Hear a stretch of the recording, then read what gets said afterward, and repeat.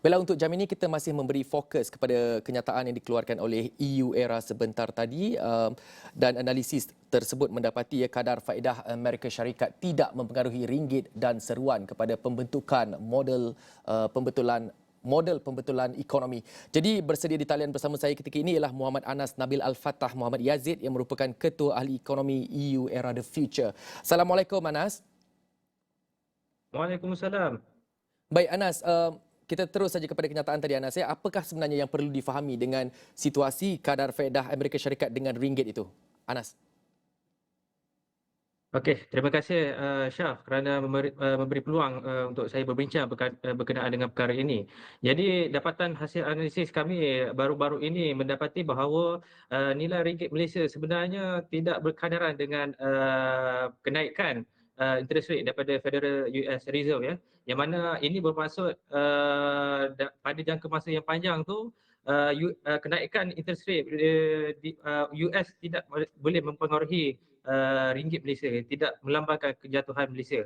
Itu secara jangka masa panjangnya. Tapi ingin saya patah balik kepada sentimen awal ataupun baru-baru ini yang merupakan satu, orang kata tu, berita yang agak besar kepada rakyat Malaysia, yang mana ringgit Malaysia jatuh pada paras yang agak tinggi berbanding dengan financial crisis, iaitu pada 97-an, iaitu pada paras 4.8, ya, 4.8, dan ini adalah satu yang besar dan boleh mempengaruhi ekonomi Malaysia secara keseluruhannya.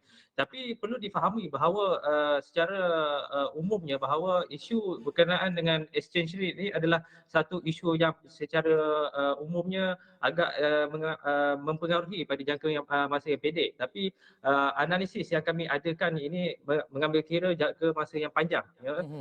Dan bila kita tengok balik kepada data exchange rate tersebut, kita boleh dapat tahu bahawa isu kejatuhan ringgit Malaysia ni telah pun bermula dari tahun 2015 dan ianya berpanjangan sehinggalah ke hari ini, dan ini boleh ini menunjukkan isu ini adalah bukan isu cyclical, ia lebih kepada isu structural economic problem, iaitu kita memerlukan satu intervensi yang intervensi jangka masa pendek ataupun jangka masa yang lebih panjang berkenaan isu ini.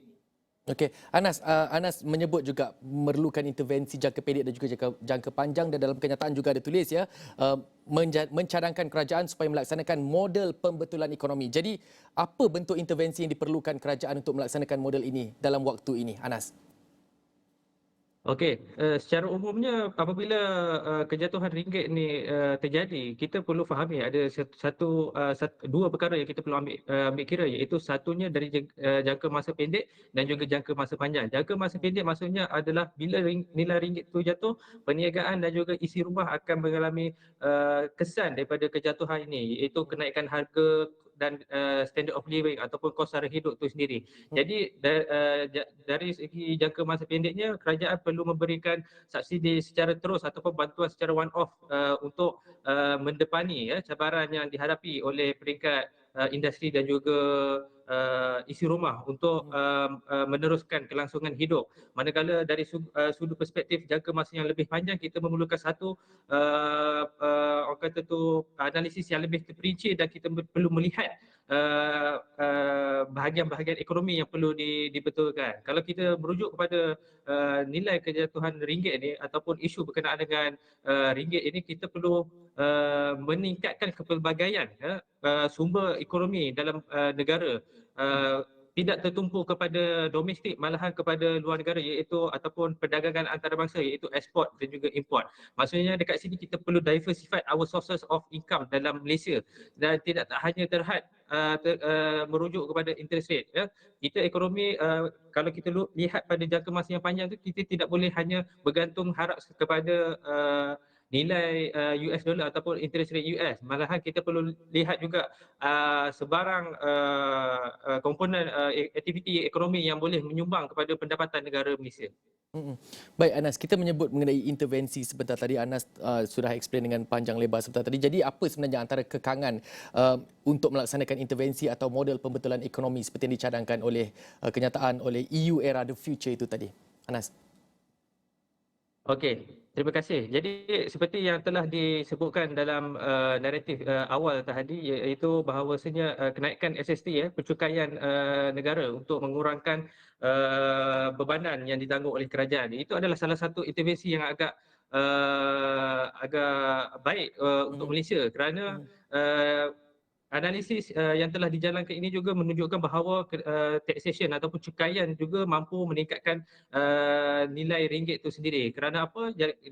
Kalau kita lihat dari sudut perspektif ekonominya, dengan peningkatan hasil cukai untuk kerajaan, jadi kerajaan mampu untuk berbelanja lebih dan meningkatkan daya tahan negara. Jadi bila investor ataupun pelabur di luar negara melihat sesuatu ini adalah sesuatu yang positif dan mampu meningkatkan daya tahan bisnes yang mereka ingin jalankan di Malaysia. Jadi itu adalah salah satu intervensi jangka pendek yang bagi saya bagus dilakukan oleh kerajaan Malaysia, dan kita tidak boleh nak melihat kepada satu sistem percukaian ini adalah satu sistem yang menjadi beban kepada rakyat. Jadi kerajaan juga perlu meningkatkan pemasaran mereka, iaitu bagaimana mereka menunjukkan perbelanjaan mereka dan bagaimana hasil cukai yang mereka dapat tu dapat membantu balik kepada rakyat dan juga pihak industri. Baik, Anas, ini mungkin soalan saya terakhir ya. Semalam Kementerian Kewangan memberi jaminan ringgit akan terus mengukuh ke paras RM4.50 berbanding dolar Amerika pada penghujung tahun ini. Jadi ini dilihat satu jangka yang cukup panjang kalau kita nak menuju ke hujung tahun ini baru bulan Mac. Jadi apa langkah lain sebenarnya yang diperlukan untuk memastikan tiada lagi berlaku lonjakan dolar Amerika berbanding dengan ringgit Malaysia, dan bagaimana nak memastikan RM4.5 ini boleh lagi dikurangkan mungkin pada masa terdekat kepada RM4.20, RM4.30 ataupun RM4. Anas. Okey, terima kasih. Jadi untuk kita teruskan ataupun untuk mencapai pada tahap yang itu Syaf, jadi kita Hmm, perlukan intervensi yang agak komprehensif dan juga hmm, cepat, secara cepat, seperti meningkatkan pelaburan domestik dan juga FDI ya. hmm. Ya, ini bagi memastikan kelangsungan aktiviti ekonomi ataupun kelangsungan aktiviti perniagaan dan juga merancakkan lagi pendapatan negara daripada perniagaan tersebut. Jadi salah satu intervensi yang boleh dilakukan secara jangka masa yang dalam hingga ke hujung tahun ini adalah kita perlu tingkatkan pelaburan untuk Hmm. kita naikkan lagi aktiviti ekonomi dan juga naikkan lagi pendapatan rakyat untuk berbelanja dan juga meningkatkan pendapatan perniagaan dan juga isi rumah.